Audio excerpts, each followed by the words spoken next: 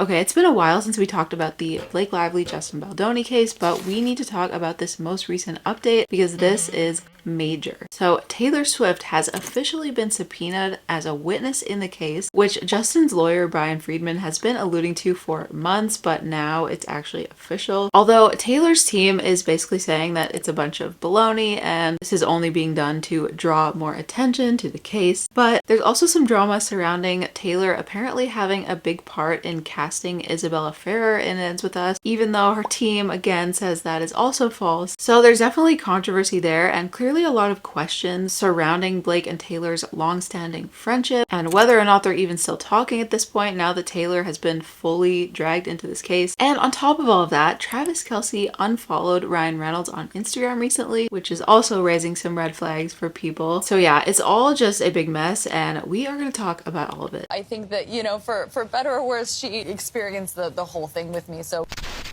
Before we dive into it though, I actually need to put on my lawsuit glasses. I should probably dust these off. It's been a while. Yeah, that's better.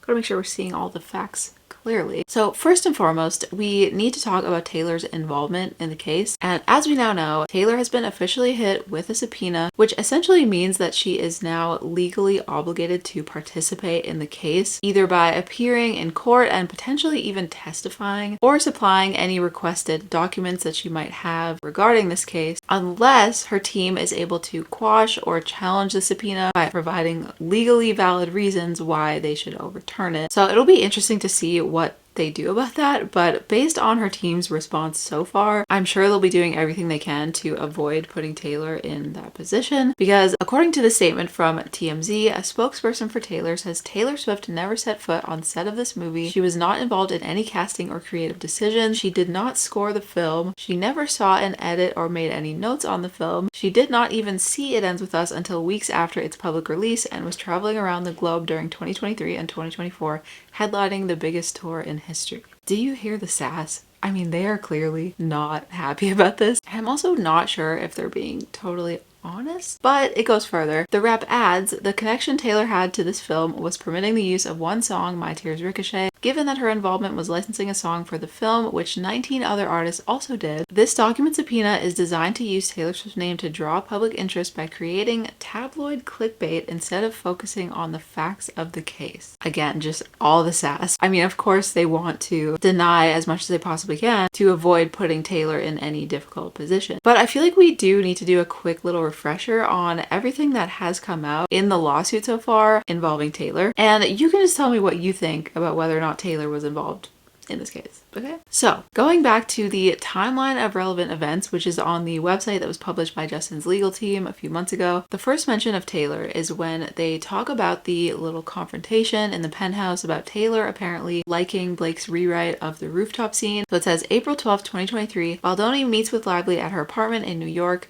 He's greeted by Lively's husband, Ryan Reynolds, who enthusiastically praises Lively's rewrite of the rooftop scene, which she had sent on April 8th, 2023. Hours later, as the meeting is ending, a mega celebrity friend of Reynolds and Lively, aka Taylor Swift, walks into the room and also begins praising Lively's script. And if all of this is true, that would mean Taylor did in fact see an edit, right?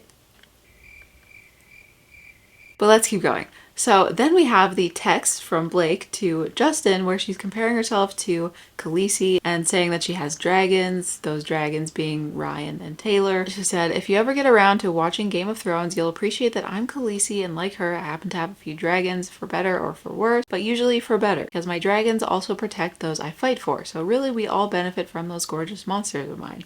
You will too, I can promise you. Okay. She also referred to Ryan and Taylor as her dance moms level stage moms and said that they're her most trusted partners for anything creative and that she's also the first person they go to for anything creative. Basically bragging about their reciprocal creativity, which is kind of a weird thing to do, but whatever. And I feel like it's also important to note that when these statements first came out, a few sources close to Taylor allegedly responded saying Taylor believes Blake timed her meeting with Justin so Taylor would arrive before he left and is baffled by Blake later characterizing her as her dragon. The source adds, it's weird to say that about a friend. Basically implying that she was set up by Blake, her own best friend, which is crazy, but it goes even further. The source continued, saying Taylor came to Blake's apartment at the time Blake told her to, not knowing anyone else would be there. In other words, Taylor had no idea there was a meeting going on with Justin. So essentially what they're saying and implying is that Taylor had no idea why she was being invited to Blake's apartment, and she essentially later found out that she was only invited there to help Blake convince Justin to use her rewrite of the script. And wait, there's more. The source says that Taylor is also learning Blake has been inappropriately leveraging her name for a long time, like telling a young actress that Taylor cast her, which simply did not happen. And here's where we get into the whole controversy of Taylor being involved in casting Isabella Ferrer, who plays the younger version of Blake's character in It Ends With Us, which we do have video proof of Isabella talking about on a red carpet in an interview. Taylor may have had some influence in getting Yes, she did. Yeah, I know. I don't even know if I'm meant to be saying it, but I'm saying it. Yeah, she was a helpful part of the process of the audition, which I found out later after I got it, and that rocked my world. But Taylor's team is saying, yeah, no, that never happened. I mean, someone's not telling the truth here, and it's very sus. But there is also this clip of Justin, who responded when asked about Taylor being involved in casting Isabella, and here's what he said about it. She told me Taylor Swift helped her get the role, like signed off on her audition tape. I had brought in, I was casting, and I had actually brought in and showed her casting tape to Blake and Taylor, and they were both like, yes, her.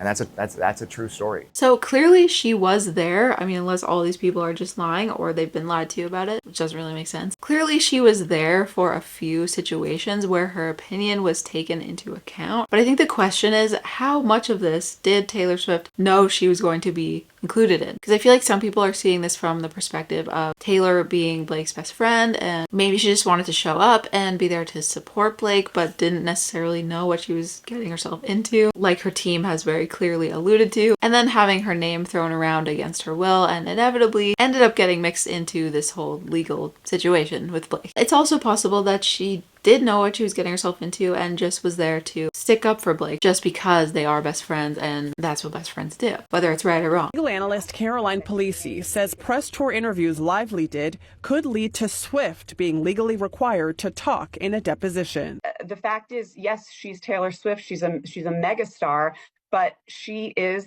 by Lively's own account, one of her closest friends who was with her every step of the way on this film that could potentially have relevant information to Baldoni's claims. So I don't know, is the subpoena to Taylor Swift a good move on Justin and Bryan Freedman's part? I feel like it's hard to say because we don't know what information might be out there and what information Taylor Swift might be able to provide. But my guess is that they most likely won't get any information from her, like her team has, again, implied that she has nothing to give them. But I guess we will just have to wait and see what happens there. And then yeah, Travis Kelce unfollowing Ryan Reynolds, I feel like that's just like icing on the cake of them being like, we want no part of this. Although I will say it hasn't been confirmed that he was ever following Ryan before, so I guess we just have to take that for what it is. But it is interesting timing on Travis's part if he did unfollow him. But yeah, the whole thing has just gotten so messy, and it'll be very interesting to see how it all pans out, if Taylor will end up having to testify in court or if her team will find a way to let her off the hook. But I would love to know what you guys think about all of this, so definitely leave a comment down below. Let me know your thoughts. Make sure to like this video if you enjoyed it and subscribe to the channel for more. Thank you so much for watching, and I'll see you in the next one. Bye. Here's what Lively told CBS Mornings last year about Swift. I mean, she was So perfect She was the way with it's me played. throughout this whole process. So I think that, you know, for better or worse, she experienced the whole thing with me. So